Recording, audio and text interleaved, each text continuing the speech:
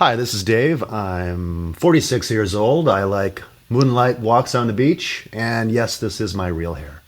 It's Dave. I'm 46 years old. I like moonlight walks on the beach, and yes, this is my real hair. Okay. Wow. 46 years old. I like moonlight walks on the beach, and yes, this is my real hair. That's great. 46 years old. I like moonlight walks on the beach, and yes, this is my real hair. It just keeps looping, I guess. Yeah. And you can paste it to Facebook. Very nice. You're going to make it someday. Gonna make it big.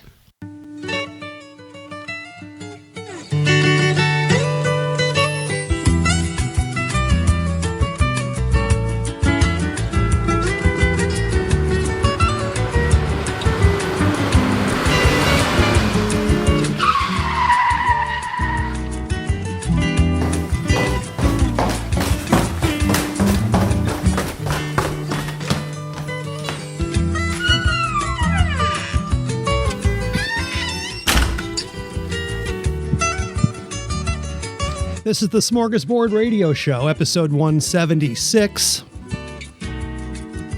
And we're picking it up where we left off last week.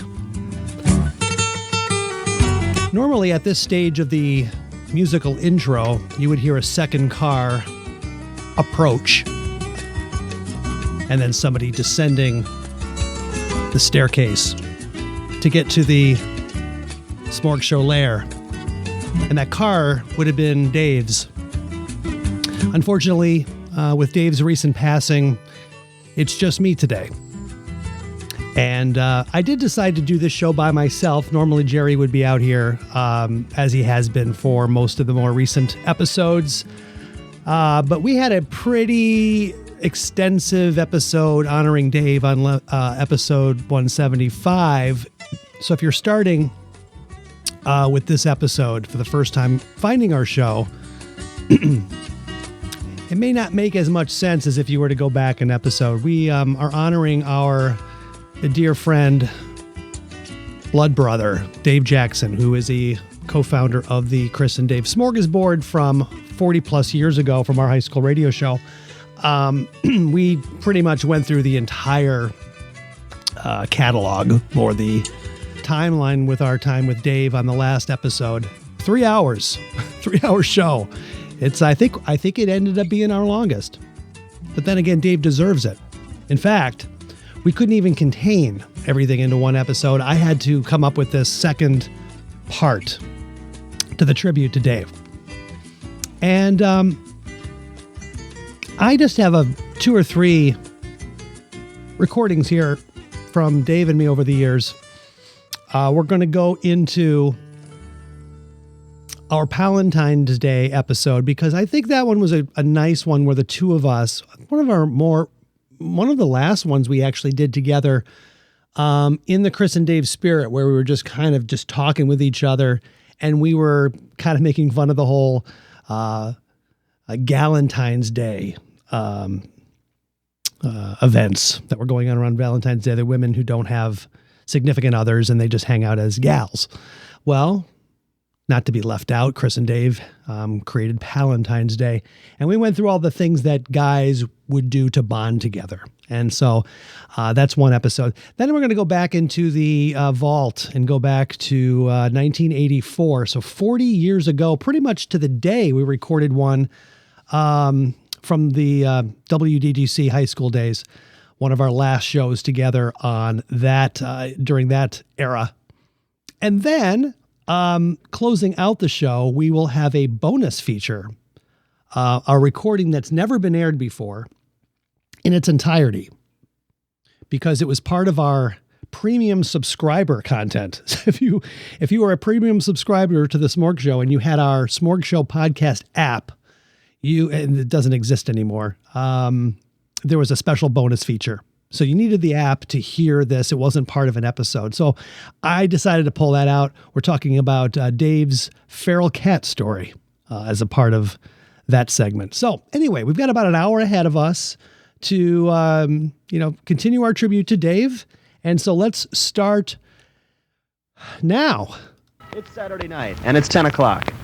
in a campaign for the betterment of radio, this station is once again prepared to air another Smorgasbord Show. The following program is not designed for a listener with a grade point average of over 2.8. This show may insult the intelligence of the regular listener and may bruise the ego of the occasional passerby. Your hosts for the Smorgasbord Show, not in order of their importance, are Chris Baquet, Jeff Baran, Pete McCain, Bubba Ganesh, Judy the Child, and Dave Jackson. So this show is for you who didn't go out tonight and spend the evening with WDGC Downers Grove. Let's see how many of these things we can check off that we've said we've done together. Drinking. Not that you should be drinking a lot, because eventually it's harmful for your body and health. However, catching up with your friends once in a while for drinking can be a lot of fun. Just like girls, guys too have their own gossip to share, and they find fun in sharing it over a few drinks. Okay, I guess we'd have to say we've done some of that. We have. We did a lot of that in college for sure. And but now it's more like latte. Chai latte. Right. Which I have right here. Yeah. I actually poured me a brewski just because it goes really well with the Bavarian pretzels, but and to loosen me up, because I get nervous around a microphone, so this really helps me loosen up. You don't get nervous in front of a microphone. Someday I'm going to get the hang of this. Okay, number 3. Playing sports or watching a sports game. Yeah. Have we ever done that? No. I think the only time I have the memory of when the Cubs were in the World Series. Yeah. And we had it on a little bit. We were checking for updates. Oh, that's right. Yeah. But we didn't watch. That was for my 50th birthday. Yeah, that was your party, and we weren't watching the whole game. But occasionally I would ask for somebody to tell me the score. If you guys have a particular sport that interests everybody in the group, then fix up a day when you can play it and have friendly matches between yourselves. How does that work? You mean like foosball? Oh, this is actually stuff. This is the playing the sports part. Okay, playing. Sports. Okay, it could be football, cricket. I played cricket with Baba when he's been out here. Baseball or anything else that interests you. Men across the world love sports. They may not love the same sports, but they generally enjoy watching some sort of sport. It is somewhat the ultimate expression of manliness. Whether it's the competitive nature of sport or the exhilarating, loud environment, there's no doubt that watching a game is a man's favorite pastime. Sports bring men together because they discover who they are, their likes and dislikes. During a match, they do all sorts of things like hitting the tables, screaming their heads off, or just going barbaric. It's definitely one of those male bonding activities. Who writes this? I wonder if a woman wrote this. This could be like it could be. I mean, that maybe all the stereotypical things that I think the guys do. Definitely stereotypical. Yeah. There's no doubt about it. Okay, so strike. That's a 0. That's 0. Yeah, we've never done that. I'm going to keep track. So we've got drinking. Okay, number 4, an adventure trip. Go for a camping trip together and enjoy adventure activities alongside, such as paragliding, river rafting, underwater driving. What's that? Underwater driving. I don't know. Is that a typo? Should be diving? I don't know. That's a great way. You can't dive over water. No. Underwater driving. I'll have to look that one up. That's a great way to get to know each other's skills and maybe each other's fears too. Have we ever done let's see, what have we done? We've gone hiking together. I wouldn't call that an adventure. Usually everything we do together involves some sort of audio or video recording. I'm really hoping that's on the list somewhere. That's all we do. Out. Okay, I'm going to say no to that one. We've done some video recording in the woods, if that counts as an adventure. Geocaching? Yeah, the geocaching. Yeah, you took me through that whole experience and how it works and all that. But anybody who wants to see us geocaching and walking in the woods together, you can check out the Smorgasbord Woods project that we did last year. I don't know. To me, though, the camping thing and either like a rafting trip or something, that's something you'd want to do, I think, with your partner, your girlfriend, whatever. To me, that would be a fun way to have time with your girlfriend or, yeah. To me, like an all guy, I don't know. Right. Like an all guy fishing trip or something. Right. I don't know. For some reason, that's not grabbing me as something I'd want to do. No. But if you mix the men and the women together, then it can be more fun because like a couple street retreat. Yeah, type of thing, yeah. Something like that maybe, or just friends, whatever. But mix it up. Yeah. Oh, here you go, Dave. Watching fashion channels. Okay. I got to read this. Yeah, put your glasses back on. Read it again. Yeah, it says watching fashion channels. This is something that all guys like to do. What? Says who? Most men watch fashion channels together and play the game of rating models on a scale of 1 to 10. You can too. No, you too can enjoy playing this game and have some fun discussing women and their assets. That's a talk that all guys are always ready for. First of all, have you ever done that? Never. What's a fashion channel? What's a fashion channel? Is that like the E channel? They do like runway type fashion shows and things on there, maybe? Yeah. I don't know. I've never. No, I would say 0 on that. Yeah. Number 6, shopping for gadgets. Women are sometimes not as tech savvy as men are, so take your friends along to a gadget showroom and test and purchase any new gadgets that you might like. It could range from gaming devices to phones to anything else that fancies you. Well, we're getting a little warmer here. I mean, I can see us going to like a Guitar Center or something and playing around with. Yeah, okay, but I don't know. Shopping, like, hey, Chris, let's get together and go shopping. It's like window shopping. That's never happened. No, never. 0. Number 7, watching action flicks. Men love the speed and thrill of action movies. Have a movie marathon of your favorite action flicks and watch them together. Of course, most action films also have a hot female character, which is your added bonus. Never.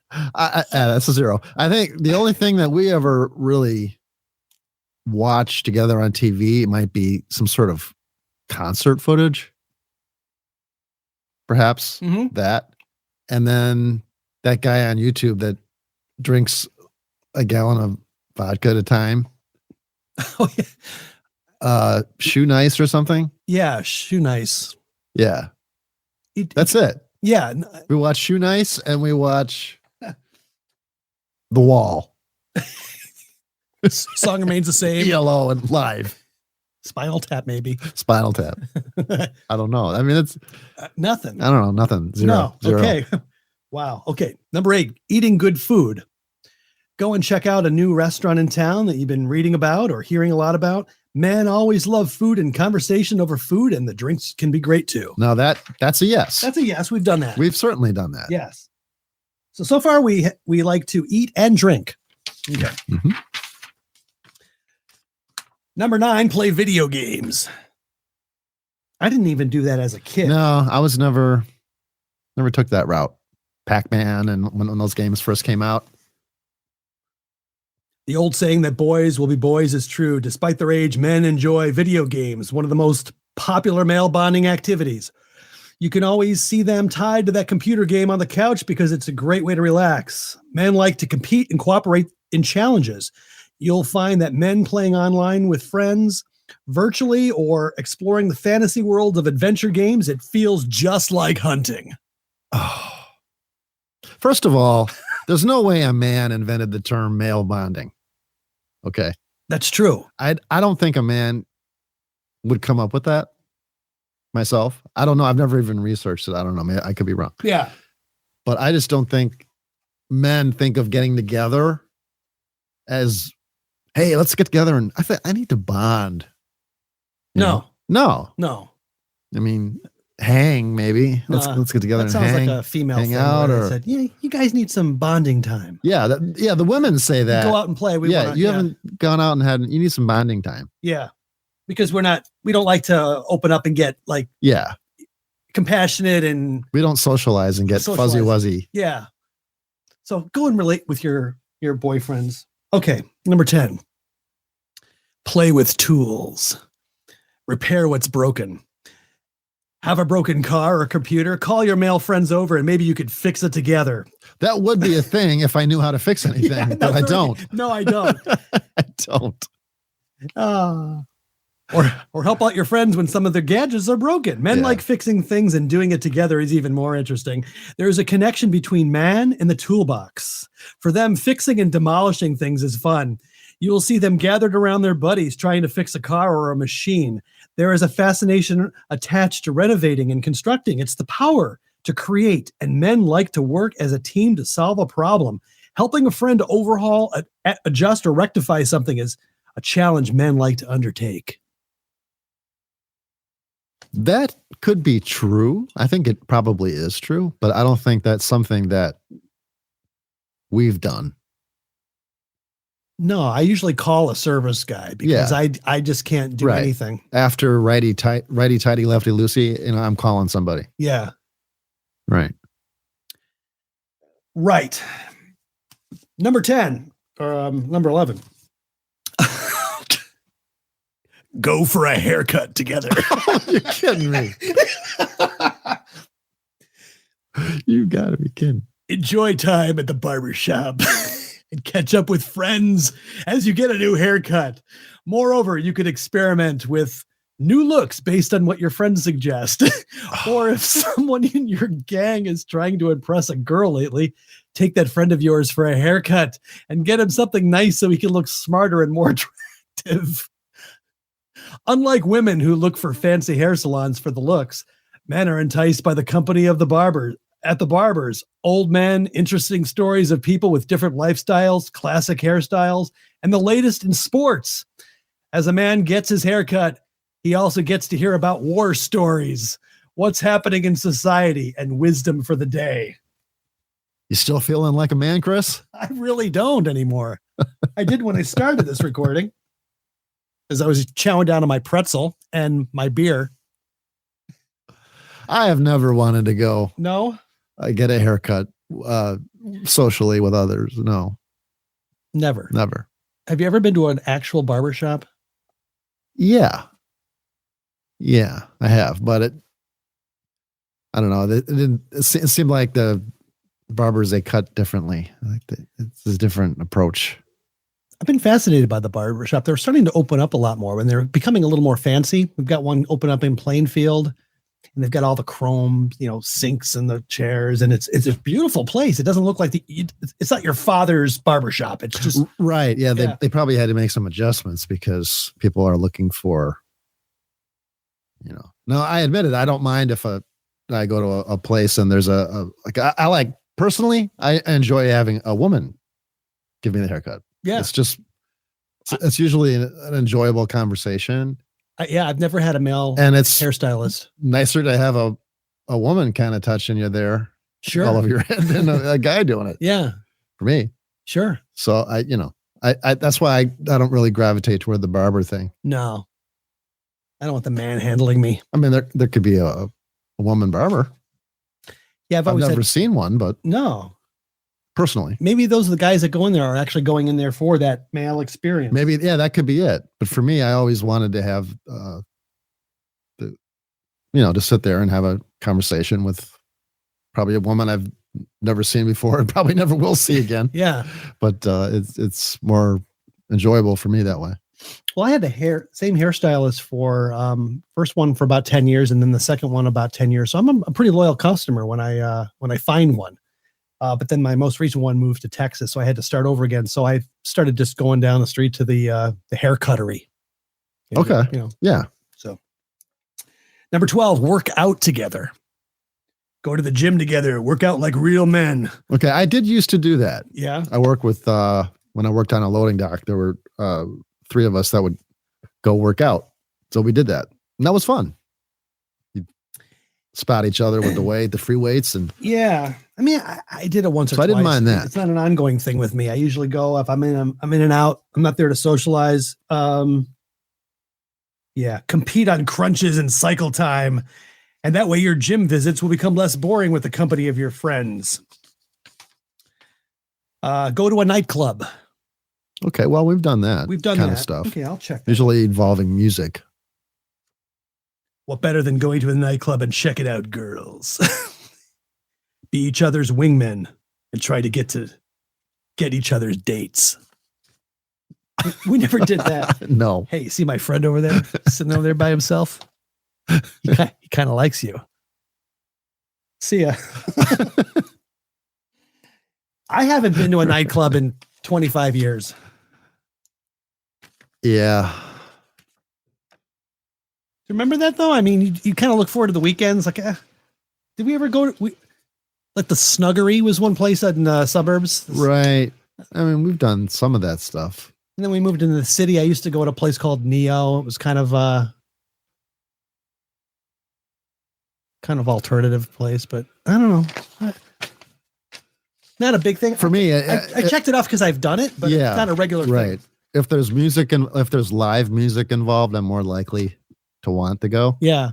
But if it's just a place where people hang out and just stand around and hold their drinks and pose. Yeah, that would be a no for me. Yeah. But when it involves music, we've seen some quite a bit of live music through the years. That's true. Yeah, we did the blues bar, in September. So right. Number 14, go fishing. We talked about this earlier. Yeah. Fishing is no walk in the park. One has to deal with a ton of things, including boats, weather, gear, bait, and other related stuff. However, you can't take away the serenity and opportunity for one-on-one bonding that fishing brings. It's a great way to catch up with a friend you haven't seen in a long while. You're stuck on a boat together for a while and you kind of have to, engage. Right. There is time to talk when you're just in a boat sitting there. That's true. There's also bragging rights if you catch a big fish, and remember to carry a few beers. Number 15, barbecue party. I've never fished. Maybe once in my growing up, I fished, but I never took a boat out with a guy. My dad wasn't a fisherman, so I didn't really. Yeah, I wasn't either, but I when I've had a friend who liked to fish, then I would go and learn and do those types of things. But on my own, I never wanted to do that either. No. Be an angler. Number 15, barbecue party. Arrange for a cool poolside party where all you guys can swim and cook some awesome barbecue food. Catch up on Saturday nights and play a few card games as well if you'd like. I'd say no. I don't make a big deal out of it. I grill and I'll bring it's very informal. Yeah. It's not an event. It's not that planned out. Yeah. I don't have a swimming pool. Number 16. Go for a holiday together. What? Like a bachelor party, gather all of your male friends and go for a holiday abroad.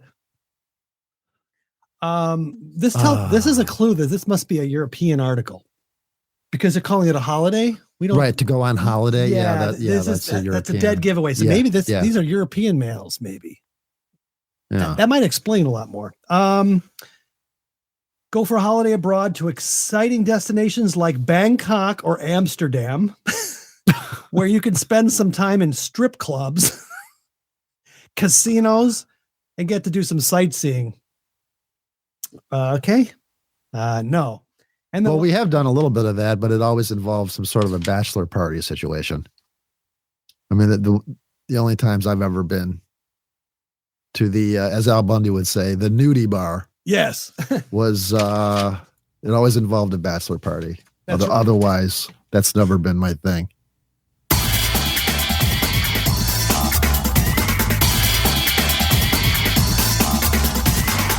This is the SmorgShow Podcast.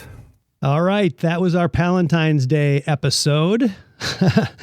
That was kind of like a classic Chris and Dave exchange. I think that really represented the back and forth that we had with each other. Dave, definitely the chemistry was there. Okay. So what we're going to do now is go into the vault from about 40 years ago, but it's a little different because it's not actually the original recording from 40 years ago. It's, I think when Dave first came out to the studio, when we, relaunched the podcast in 2010 and he came out in 2011, I was playing some of our old bits. And so this is us listening to that Chris and Dave Smorgasbord bit from 1984 and reacting to it in real time. So this one is actually from the summer of 84, our last season together on the original radio show. And this was in response to my getting fired from Time Telephone Marketing. I was a telemarketer where I had to read scripts to sell Time Magazine, People Magazine. There was like a whole selection of magazines that were part of renewing. They're basically calling to renew the subscription. And I didn't renew enough. I guess people canceled or they didn't want their subscription anymore. So I got fired. And so I ended up leaving with a bunch of the scripts that I had to read over the phone. And you could just see how unnatural they were and why they didn't really work. I mean, I guess you could, any good salesman could make them work. I was not a good salesman, obviously, but these scripts were just awful. So let's play this and enjoy. And now, back to Chris and Dave.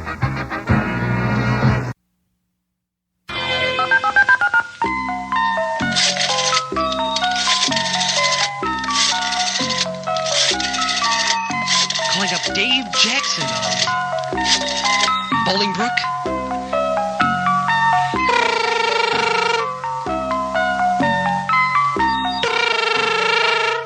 Dave will probably take 5 rings like he does at home. Yeah. Hello, may I speak with Mr. Dave Jackson? Yeah, it's him. Mr. Dave Jackson, this is Chris Baquet calling from Sports Illustrated magazine in Chicago. Yeah. Can you hear me okay? Yeah, I'm kind of busy. Can you hear me okay? Yeah, yeah. Okay, good. I'm handling your account with our magazine. I noticed that your subscription is about to expire. I'm glad I reached you, Mr. David Jackson, because... Did my voice just crack? I think I was still going through puberty. Try this again. I want to make sure that you have the opportunity to renew now and be guaranteed a price that's so much lower than the 97 cents on our newsstand that our new subscribers pay. Got that? Another year of Sports Illustrated is just 79 cents an issue. That's a per issue. I don't know, some guy from some magazine. that's a per issue savings of nearly 60% off the newsstand price. Your insider's price is lower than the price of TV or through the magazine clearinghouses. In fact, you can't find Sports Illustrated this cheap anywhere else. All I have to do is check your address and I can continue your service without interruption. Would you like to take advantage of this low 79 cents issue rate by locking in for 2 years or just the 1 year at this time? Could you read what? Would you like to take advantage of this low 79 cents an issue rate by locking in for 2 years or just the 1 year this time? Neither. I don't like your magazine. I don't want to get it anymore. I don't have any more time. I got Wait, no. Well, that's what we do. We dial them back then. Yeah, right. Actually, I don't do that. Hey, I'm not yeah. supposed to do this, but I do it anyway. But then I go, ha-ha, click. You don't hang up on me. Yeah. Hello, sir. What was wrong with the magazine that you didn't like? Mr. Dave Jackson, we do have a shorter 40 issue renewal. Would you would still pay less than the 97 cent new subscriber rate, only 79 cents an issue. That renewal will take you right up through the upcoming football season. Would that be okay? I have to go to the bathroom. Thank you for renewing. Enjoy Sports Illustrated. I don't get into sports anymore since I lost my American citizenship. What? What? That's what happens when you Now don't you have a wonder script. why I wanted to leave there? Hey, No, but I never did that. sounds good to me. I want to try it. Okay, you heard all that? Now let's do a sample of what Chris really does. Ooh, that's feedback. This is like what I do normally. Calling up Mr. Dave Jackson of Bolingbrook.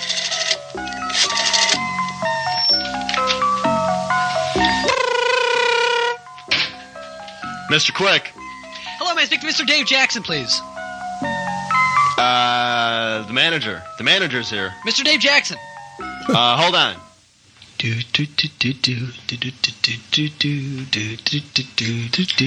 Yeah. Mr. Dave Jackson. Yeah. Hello, this is Chris Baquet calling from Sports Illustrated in Chicago. We're kind of busy here. Oh, What do you want? The reason why I'm calling, sir, is your subscription with the magazine is up for renewal in a couple of weeks, and we just want to know if you'd like to continue that with us. Yeah, we do. Okay, would you like the 1 year? 3. 3 years? Yeah. Okay, that'll be 162 issues for $172. Okay, fine. Okay, we'll start bill with 3 and 5 weeks. All right. Are you still at, whatever address? We gotta go. We got a lot of customers. Okay, bye. All right. That's it. That's what I normally do. Now, what kind of script would you be turned on to, Dave? Hi, I'm Chris K. I'm calling from Time Life magazine. Your subscription has ended as of last February, and I was wondering if you were considering renewing. Yeah. It's fine. That's what I do. What's the deal with this long 200-page novel? And they expect to sell. Now, You've got to think like, like a manager trying to make money or something. Because I guess they think people are plastic or something. I get turned off by a script when I hear that. You're so plastic. There you go. Yeah. Well, it's true, though. When you get a call like that, well, nowadays, computers call you. Right. Those robocalls. A lot of times. Is that what they're called? Robocalls? Robocalls. Okay. But yeah, I mean, when somebody would call up and it's dinner time, they're calling you up, and then it's so obvious that they're reading a script and they don't even know what they're reading. And you want to be nice, but you're not interested. And, It's like you get nice people calling you up trying to sell you things, and you say, well, no, thank you, I'm not interested. And then, but when you notice slightly different topic here, but when you call a company to complain, then you get a different kind of person. Yes. Yeah, they put you into somebody else. Yeah, like you get thrown into the Shark Tank when you have a complaint. But if you want to buy something, oh, yes, I'd be happy to take your order. Yeah. But the people that call you up to try to sell you things, that hasn't happened to me in a long time, thankfully. But you try to be nice, but, well, no, thank you. Well, now with caller ID, you can avoid them altogether. Good times, good memories. That was fun. That was, again, from WDGC FM, Downers Grove, Illinois, high school radio station, Downers Grove North. And that was our summer show. It was like June or July of 1984. So 40 years going back to that gem. And there was some feedback in there. That's because in the studio we were in 2 different rooms, and I think in order for us to hear each other, I don't know if the headphones weren't working or something, but we had this little transistor radio that had the radio signal on, so we'd be able to hear the other person talk. It was just, and so we get the feedback every now and then, so that was kind of annoying. But hey, it's vintage recording there. All right, this final clip here is again. Bonus content for those who had the SmorgShow Podcast app in its day, where we would put just extra content, just ramblings, things that didn't actually make the show. So it's not compelling audio, not a gripping story, but it is what it is. And I thought since it's bonus content and it's not really been out there before, I'm going to play it here as a closing bit here, closing tribute to Dave. I think I might have taken a snippet of this 15-minute episode, this recording, and layered it into one of the montages, the collages that we did the last episode. But for the most part, this is new content, never aired before on the Smorg Show. So let's do this after this classic promo that Dave used to. Dave was great at putting these promos together for our radio show. We'll start this off and we'll go into the final bit here.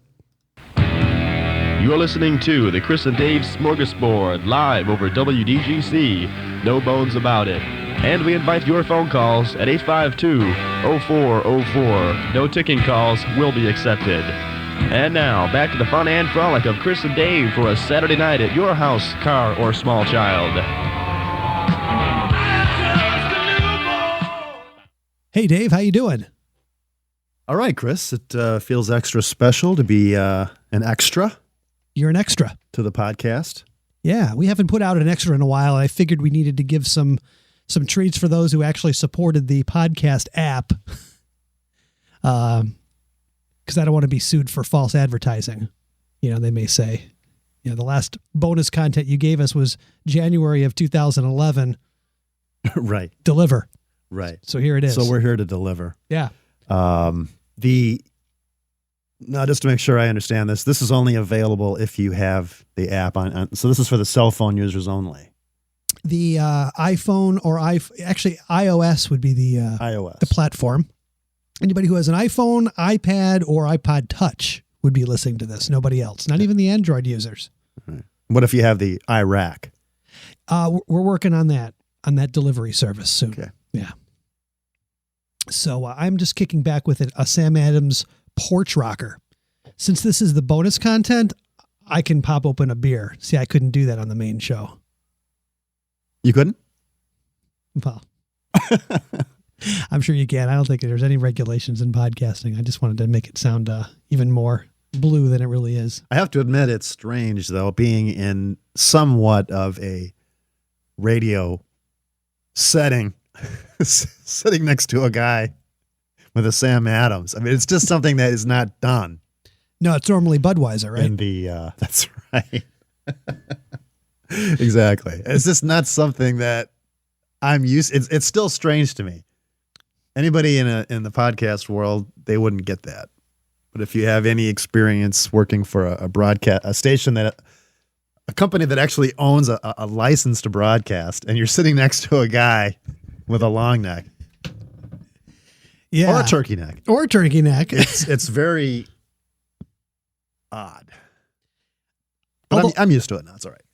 Although I have all that old video of us when you did your last show at College Station WDCB about 15 years ago. But we didn't have anything inside. Not that I knew of. There better not have been. Not that it matters anymore. Actually, I was inside. Now, it wasn't opened inside, but I have a picture of Jerry. Oh, now I remember that picture. And I made him take it outside. He's pulling it out of the brown paper bag, and he's in the station with the 6-pack. Just in case anybody doesn't realize, you don't, if you're operating a broadcast station, you do not have alcohol on the premises. But then I think later on that was refined to the person that was actually in charge of the station at that time, the person that was actually signed in legally. Really? Operating the station. You could be interviewing somebody who was wasted as long as you weren't. Oh, okay. But, I don't know. Well, wasted meaning... A general rule is no alcohol inside the radio station. But what if you showed up intoxicated? Well, I suppose, again, as long as you're the person in charge, you're responsible. You're responsible for what goes out over the microphone. Right, but I think the idea is that you're the one that's legally operating the radio station. See, all these rules could have changed by now since I've I don't know. Been in that situation, but the person who's actually legally signed in, you sign your name when you begin your shift, and you're the one in charge, and you're the one. See, we used to take meter readings. The transmitter had to be monitored regularly. Yeah, I remember. And then later on, that became all automated too, and everything became deregulated. So who knows what it is now? But I do remember having to sign in. I remember getting in. I got like some kind of a fine from Fred Moore, our general manager at the high school radio station. I got in trouble for not signing in or signing out. That was a big deal. Yeah. Well, it is. I mean, probably at that time. Maybe even now. I'm sure now too. But I mean, a high school station, you'd have to really try to lose your license. A commercial station, that would be a different matter. I think Fred was just trying to get us all to realize that there's a process and there are rules in the professional world, and he was trying to make it as official as possible. And he took those things seriously. Yeah, we learned a lot there. But that's the general idea. You don't want to be operating a broadcast station if you're intoxicated. Just think of it like you're driving a car.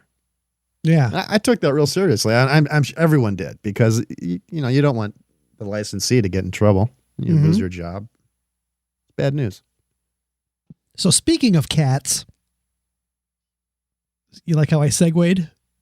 Not particularly. Sorry. Dave has a cat story. Don't you? I do. I would love to hear it. I have several actually through my life. One is fine. You just want one? Yeah, just one for this. Okay. I don't want to give it all away in one bonus feature. You don't want the one where I was in between a cat fight and got all scratched up and bloody. You don't want that one. Oh, that's actually. You want that one instead? That one actually sounds more interesting than the other one. No, go ahead. Yeah. Let's see how it goes. Just tell me. Just don't do that. Don't get in the middle of two cats in a fight. No. A literal cat fight. No, real cats. I'm not talking about your current and your ex-girlfriend. I mean actual cats. Yeah, I've done that before. Okay. Yeah. It never turns out well for you. That's a different kind of damage that you'll sustain over the years. Anyway, well, we had a situation where we had a cat show up one day, and this was almost a year ago, and cat looked hungry. It was cold. It was during the winter, so we started feeding this little animal. We didn't know if we were dealing with a male or a female cat, but we thought, well, okay, stray cat. But apparently there's a difference between stray cat and feral cat. And there may be technical definitions that I'm not aware of. But basically, a feral cat is a wild cat, was probably born in the wild and was never owned by people. Mm-hmm. And is used to living outside. And then a stray cat would be one that's used to living with humans and is now currently homeless. And they'll probably be more friendly to you. Yeah. They might tend to come up to you.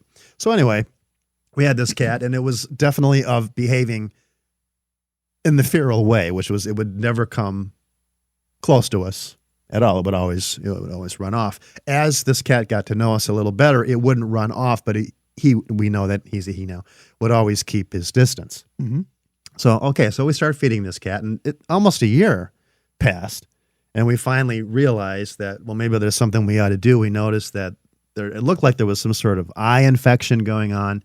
So there's an organization that is near our area, and they are called Feral Fixers. And I'm giving them a free plug here. They're a non for-profit organization. Feral Fixers, thank you. .org.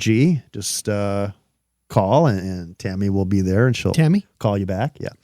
Anyway, we went over there because the main problem is the cats keep multiplying, and then pretty soon you have a whole neighborhood full of cats, and we already have that. If you drive a short distance, you'll see them. They walk around in packs. Yeah, and I don't know what the rules are in the cat kingdom.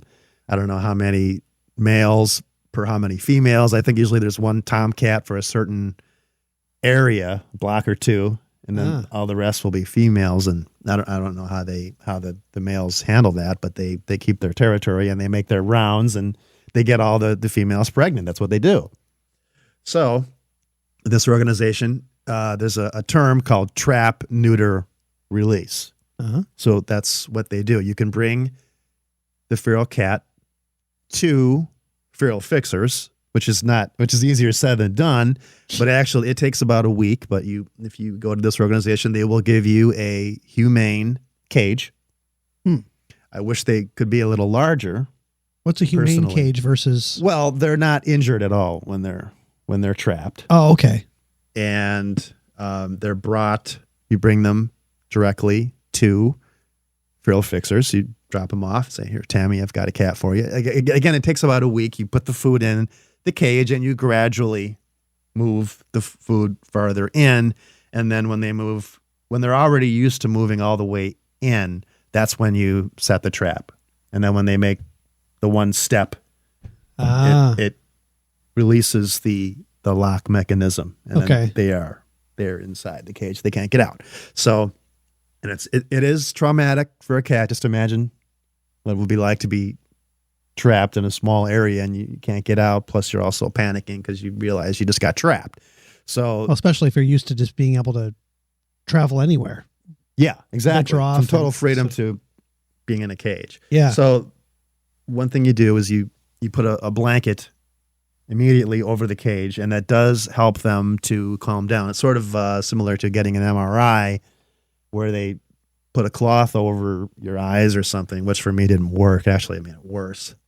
I felt even more closed in with the cloth on, so I declined that. But anyway, then the cat will be gone for a couple of days, and the cat will be returned. It's a very reasonable fee. It's not like taking your cat or animal to the vet. It was very, very reasonable. And you get the animal back, and the animal will now be spayed or neutered, will have gotten any antibiotic shots, will have been fed will have gotten some very basic grooming. I mean, not like you would take your animal to be prettied up, but I mean, they'll clean them up. Yeah. Sometimes they get 100 cats at a time. So this is real fast. I mean, they do these surgeries very quickly. Wow. But it's also it helps to keep down the animal population. Bob Barker would be proud. Bob Barker probably would. Mm-hmm. Yeah. So anyway, we did this. We went through this whole process. We got the animal back, and we put him back, and we named him. And that's it. He comes back every day. Beauregard. Who? Beauregard. Beauregard? Yeah, Beauregard, like Beau, Beau. Okay. It's a French name, Beauregard. Oh, yeah. There was a Civil War general, Beauregard, but I didn't name him after him. The name just occurred to me. It just came to you? It just occurred to me in the car because he just seemed like the toughest little guy I ever met in my life. I mean, he's survived outside in freezing cold conditions and the super hot kind of weather that we're having now. I mean, the guy I just got this impression that this guy was a super tough guy, and then I just got this name Beauregard just appeared to me. So in my head. So do you have to give the animal a name? No. As a prerequisite for being serviced? Not at all. No? Most people don't. I would think most people don't want the feral cats to come around, and if you don't, then don't feed them, and don't give them a name, which we've done. But he does respond. He talks to us in the morning, and then he gets his meal. It's a couple meals a day, and then takes off. You know. So you brought this cat through the cage. How long did it take how long did it take you to capture the cat? A week. A week. Wow. Yeah, it took a week because in the beginning he was very cautious about even sticking his head inside. And the part that's even harder to take if you're an emotional person is that you've built up a level of trust with this animal, and then you're trying to trap him. So he probably feels betrayed by you, but I still feel that they intuitively know that you're not trying to harm them. Right. And he comes around and just like he was before, so he's not holding a grudge or anything. Plus, he feels better because whatever infection he may or may not have had, his eye looks better, his eyes aren't running. Okay. And we're still putting the food out for him, so everything seems to be back to normal. So you captured the cat, then you brought it over to this woman's house? Yes, it's her house. It's her house. Mm-hmm. And then she brought it into the city of Chicago. She brought it to an organization called Paws. Paws, yes, I've heard of them. Some people may know. Yeah. They do a lot of very humane work there. And as I said, sometimes they process 100 animals at a time in a day. So she's sort of like the middleman between you and Paws, right? Exactly. Because people who live in the suburbs are not likely to bring their cat into the city. Yeah. So she does that. And it's an amazing thing. It's really a wonderful thing because it's cutting down on extra animals that are going to starve or worse. Yeah. So then you got the cat back, what, about a week later? The cat was returned in a couple of days. Oh, quick. It's fast. Yeah. So now that it's over, we feel much, much better about it. And psychologically, of course, for a tomcat not to be able to get other cats pregnant anymore, that's something that I certainly can't speak to, but it can't be a good feeling. But, I mean, what would be the alternative? You would just see a lot of little cats and kittens in your neighborhood not getting enough food, and it would just be a bad situation. Right. Killing a lot of birds, perhaps. So the website again was feralfixers.org. That's the one. That's it. And it was a great experience. And they're doing really great work over there. Well, we will put a link to this website on the Smorg Show website to direct anybody who's got a feral cat issue. See, we're a service organization. That's right. Service or sensitive programming here. It's emotionally tough if you get close to an animal and then you have to. It seems like you're betraying that trust, and it's very difficult to trap an animal that trusts you. Well, I could tell that you're very connected to the cat and you're looking out for its well-being. Sure. I mean, It's commendable. When you share food with people, there's a closeness there, and it's the same thing with animals. Yeah. You know, it doesn't take long to get very close to an animal. I totally understand. Well, thank you for sharing that story. He's fine now. We worry about him, of course, crossing the street, and we don't want him to get hit by any cars. And you know, there are some people out there that are not so upstanding with animals. So it's something that we certainly worry about. Well, thank you for sharing. Oh, you're welcome. Thank you for giving me a chance to talk about it. Now back to our regular scheduled programming. This was the bonus feature. Thank you for listening.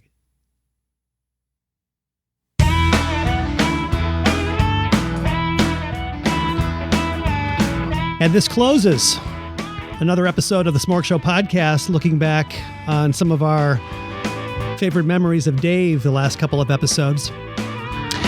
And I don't really know what the next chapter is for this program, honestly. I think we still are kind of trying to figure it all out. And we're spending this time reflecting back on our friend. And as we said in the last episode, Dave is the soul of this program. So even though he wasn't on 75% of the episodes that we've done in the last, 14 years or so, he's always been that backdrop. He's always been the foundation of the spirit of the show. So it's tough to go on without that. Having said that, Jerry and I both agree that Dave would not want us to end the show. So we go on, and this becomes another chapter. So we'll take some time off again, and I'm sure Jerry will be out, and we'll put out some new content, and maybe here and there we'll sprinkle in some of our old content of Dave that we, find again. But anyway, thanks for being a listener of the Smorgasbord Radio Show, the SmorgShow Podcast. We'll be back again, hopefully soon. All right? Take care, everybody, and thanks for your support during these difficult times. I get up in the morning and I say, blue!